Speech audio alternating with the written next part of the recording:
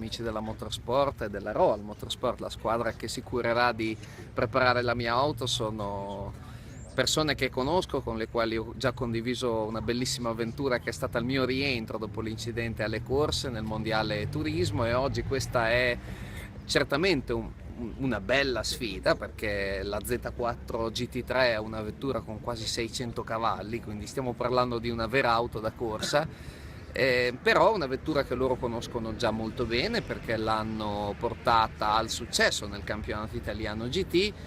Ora, l'idea di rilanciare in un campionato internazionale e certamente di grandissimo livello come il Blancpain internazionale è già di per sé un progetto ambizioso. Metterci anche un uomo senza gambe dentro e pretendere di portare a casa i risultati sembrerebbe quasi una follia, però ci siamo già riusciti una volta, per cui ci proveremo con grande entusiasmo. In fondo io dico sempre che il tentativo è la parte più bella, è il progetto, è il cercare di rendere le cose possibili, perché quando anche riesci a centrare il grande risultato, nel momento in cui ti guardi la coppa o la medaglia o qualsiasi cosa, è comunque già una foto da attaccare al muro. Per cui oggi siamo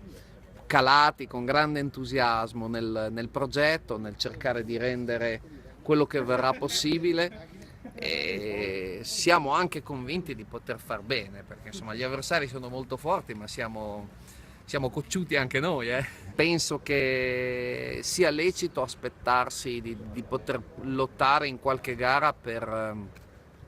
magari anche, chissà, per una vittoria,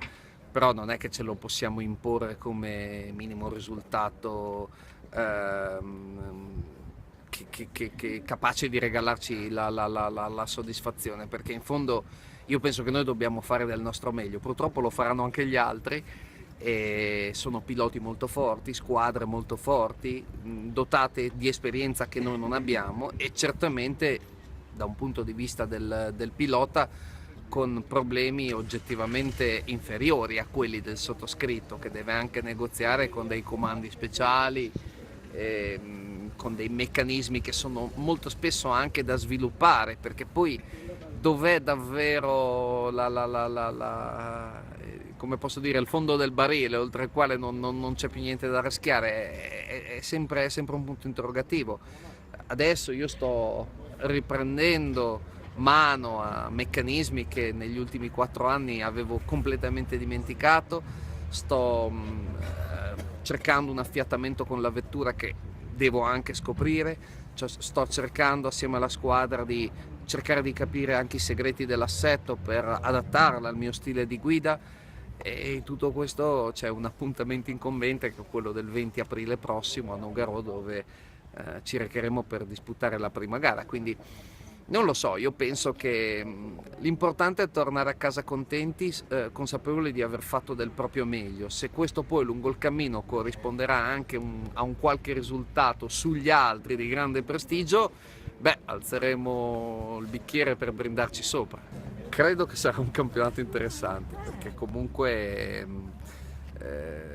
diciamo le carte sono state mescolate parecchio, e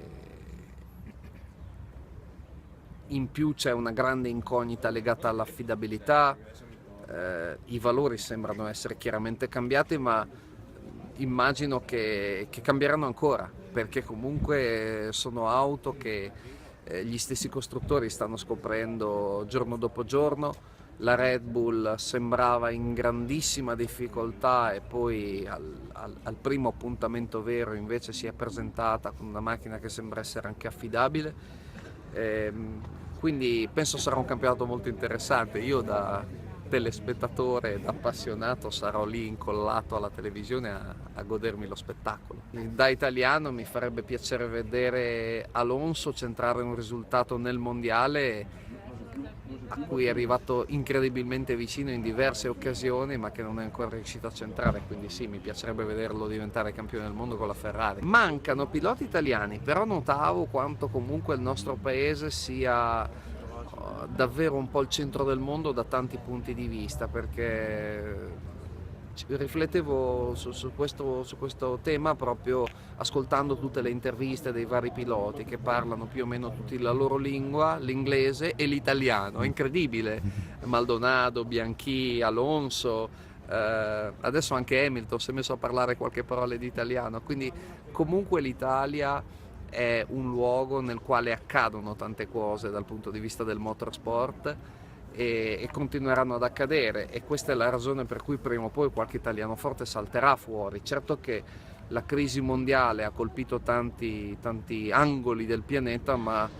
continua a interessare, ahimè, il nostro in modo particolare, il nostro paese. E essendo l'automobilismo uno sport in cui il denaro è estremamente importante per riuscire molto spesso anche soltanto ad essere presenti, non a diventare vincenti,